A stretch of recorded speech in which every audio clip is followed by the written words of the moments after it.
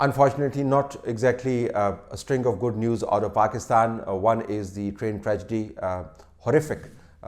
Nearly 70 people have lost their lives in a train accident, apparently caused by a fire that erupted when one of the participants of a big religious congregation, which is a yearly affair, set up his stove to make tea or something, and then it just caught fire and it spread across the train, and the train was burnt to ashes. Nearly 70 people have died so far. More deaths are feared.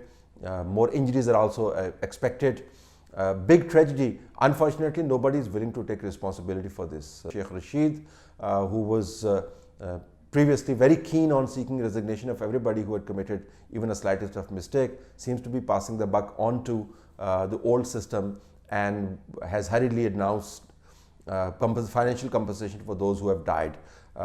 Strangely, in a video statement, he also thanked the Chief of Army Staff for providing him the transport to go to the area. तमाम लोगों के लिए 15 लाख रुपया जो लोग जाम भागू हैं उनके लिए और 5 लाख रुपया ज़ख्मियों के लिए ऐलान किया जाता है। आर्मी चीफ का मशकूर हूँ, उन्होंने मेरी ट्रांसपोर्ट का इंतज़ाम किया। That tells you as to how the affairs of the government are being conducted.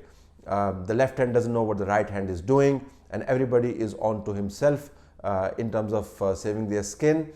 So there is no cohesive government that is in place. I'm not saying at all that the tragedy took place because the government is dysfunctioning. What I'm saying is that the post-tragedy response indicates how the whole system has come to a grinding halt. It's a response which is haphazard. It's a response which is lacking in humanity. To compensate, announce compensation for those whose dead bodies haven't been counted is not really quite ethical. So that's how tragedies are treated these days in Pakistan. Very, very unfortunate. No less unfortunate is the fact that the city that I'm sitting in, Islamabad, is facing yet another lockdown. Since the days of the Red Mosque, we have witnessed many a time that the city gets locked down. It has almost become a tradition. We find this lockdown very strange because the government continues to say that the agreement with the protesters, the marches led by Maulana Fazlur Rahman, is holding the field, and both the parties are being very nice to each other. If that is the case, that they are being very nice to each other, we do not understand why the whole city has been shut down. Hospitals, access is next to impossible. Colleges are shut down, schools are shut down, universities are shut down, businesses are shut down. Islamabad represents a ghost town. What sort of a message do we send out to the world when we turn our capital city into a ghost town? Last night I was at a gathering. There were some investors sitting there and they were cursing the day they had booked their flights to Islamabad because they were supposed to be here only for one night, and now they had absolutely no idea when they will be able to cash their flight out.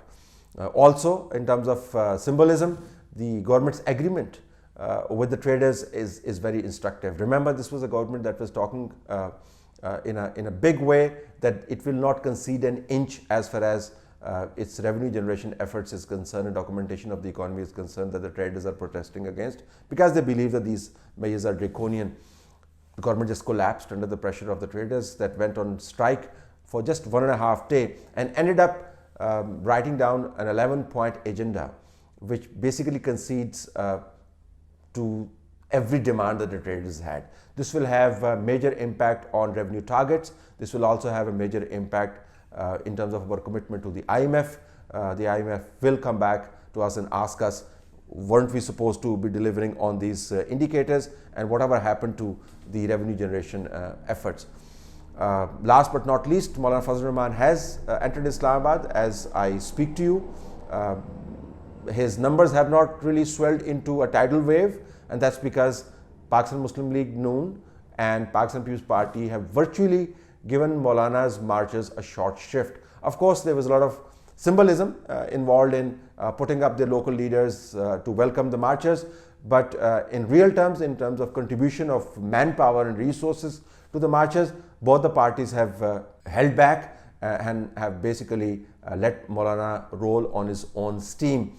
Will Maulana's targets change. If you look at his statements, he seems to be changing the language a bit. Initially, he started off by saying he will not leave Islamabad till Prime Minister of Pakistan Imran Khan resigns. Now he's talking about this not being an Azadi March, but instead this being really a movement. So a movement is dynamic. It can have one Azadi March, or two Azadi Marches, or three Azadi Marches, and endless Azadi Marches. So I, for one, and you, all of you, I'm sure, will be waiting for Maulana to speak when he lands in Islamabad. So his first speech in Islamabad is going to indicate which way the Azadi March is going to swing. Is it going to adhere to the initial demand that they had put out when they were setting out for this march, or has Maulana undergone a change of heart and mind upon arrival in Islamabad?